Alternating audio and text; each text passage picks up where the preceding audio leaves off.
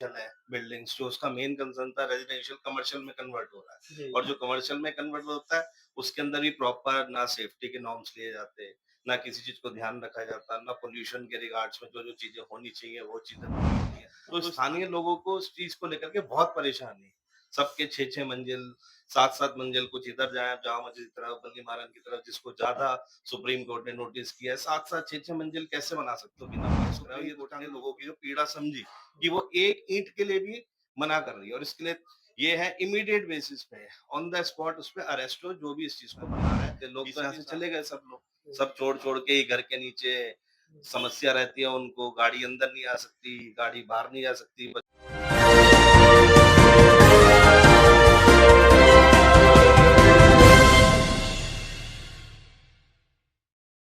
में आपका स्वागत है।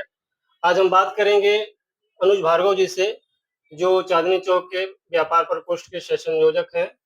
यहाँ पे सुप्रीम कोर्ट का ऑर्डर है कि आपको जो अवैध निर्माण है या अतिक्रमण है वो हटाए जाएंगे।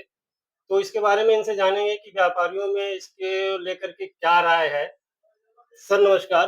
नमस्कार। अ, भार्गव जी ये बताइए कि अभी सुप्रीम कोर्ट का ऑर्डर आया है और कि यहाँ पे जो अवैध निर्माण या अतिक्रमण है वो हटाए जाएंगे।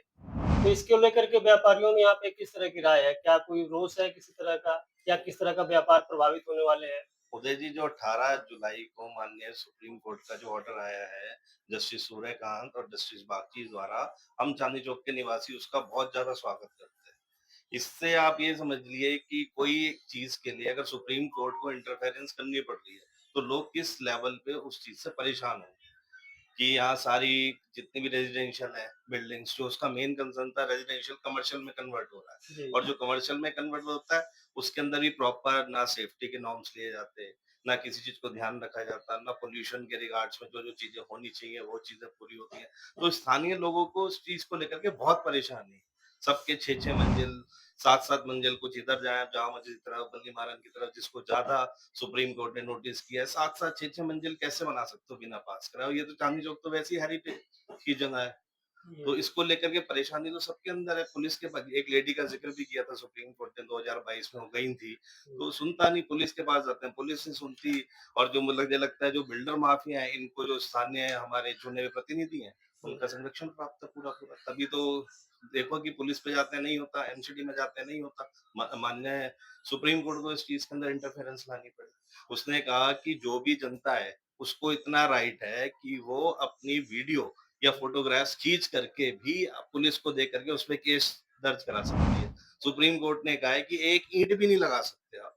तो सोचो मतलब किस लेवल पे परेशानी होगी लोगों को, या सुप्रीम कोर्ट ने लोगों की जो पीड़ा समझी कि वो एक ईंट के लिए भी मना कर रही है और इसके लिए ये है इमीडिएट बेसिस पे ऑन द स्पॉट उस पे अरेस्ट हो जो भी इस चीज को बना रहा है। डीसीपी साहब को बोला गया है कि अगली डेट से पहले आप अपनी रेगुलर पेट्रोलिंग की जो रिपोर्ट है वो जी। आप भेजोगे कि इसमें कहाँ-कहाँ, क्या-क्या इल्लीगल चल रहा है, और एमसीडी को ये निर्देश दिए हैं कि जो कोर्ट जिसमें स्टे नहीं है अभी और प्रॉपर्टीज बन रही है उसे इमीडिएट इफेक्ट से सील कर दें। चांदनी चौक एक ऐतिहासिक जगह है और इस बाजार का एक ऐतिहासिक महत्व है। बहुत सारी जैसे गलियां हैं, पराठा वाली गलियां मशहूर हैं कि उनका भी एक इतिहास रहा है।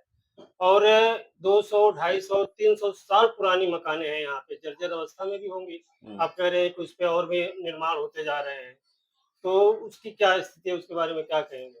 अब भाई साहब कहाँ चांदनी चौक का जो लोकल लोग थे, जो आज से 15 साल, 20 साल पहले देखते, लोग तो यहाँ से चले गए सब लोग। हुँ, सब छोड़-छोड़ के ही घर के नीचे। समस्या रहती है उनको, गाड़ी अंदर नहीं आ सकती, गाड़ी बाहर नहीं जा सकती, बच्चों के लिए सुविधा नहीं है कि अगर पेरेंट्स अपने लेके आना चाहें तो रास्ते में जाम इतना है।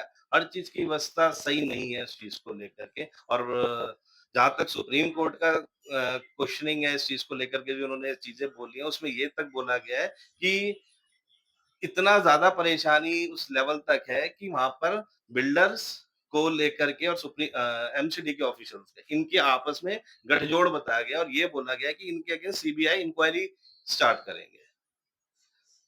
अभी आप बता दिए कि एक रास्ता बंद कर दिया गया है, यहीं पे ज़िक्र कर रहे थे आप।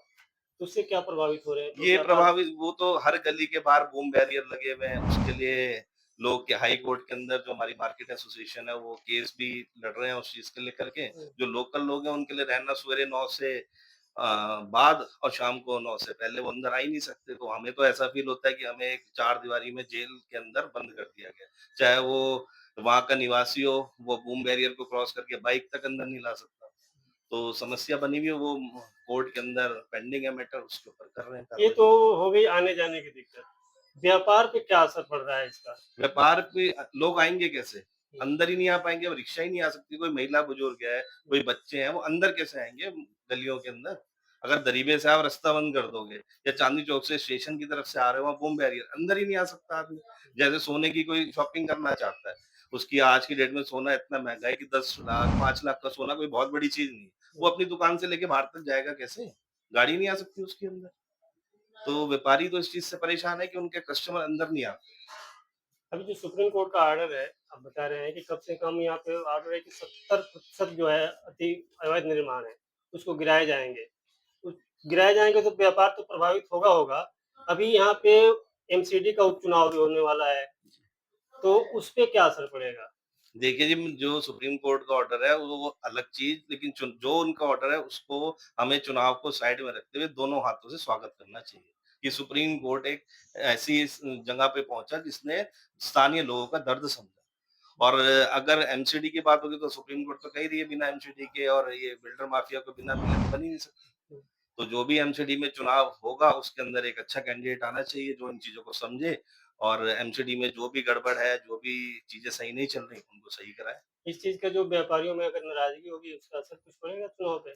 चुनाव पे व्यापारियों को लेकर के बस एक ही चीज़ मेरे मन की ये बात है कि जो भी नीति बने व्यापारियों को लेकर के कहीं भी हो, तो उसको ले हमारा जो रेज़िडेंशियल लोग हैं, हुँ, हालाँकि कम है, जो भी है आरडब्ल्यूए जो भी हमारी संस्थाएँ बनी हैं, उनको साथ बैठ कर के कोई सॉल्यूशन निकालें।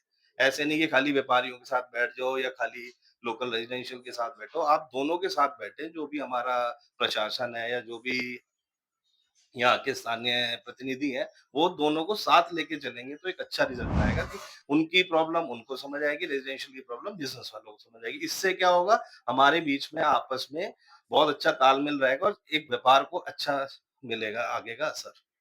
अभी मान लीजिए कि नोटिस एमसीडी जारी करने वाली है, एक्शन मोड पे आएगी। आप व्यापार प्रकोष्ठ के सह-संयोजक हैं। इससे अपने स्तर पे क्या करेंगे? क्या अगर देखो कोई चीज़ गलत बनी है हुँ, या कोई चीज़ के लिए कानून के मायने मानक पूरे नहीं है, हुँ। तो चाहे उससे व्यापार बाधित हो तो वो होता रहे, लेकिन वो चीज़ नहीं होनी चाहिए। सर, ये रहे अनुज भार्गव जी, इनसे बात हुई, बहुत अच्छा लगा बात करके। हमारी बातचीत अगर अच्छी लगी तो हमारे चैनल को सब्सक्राइब कीजिए। धन्यवाद।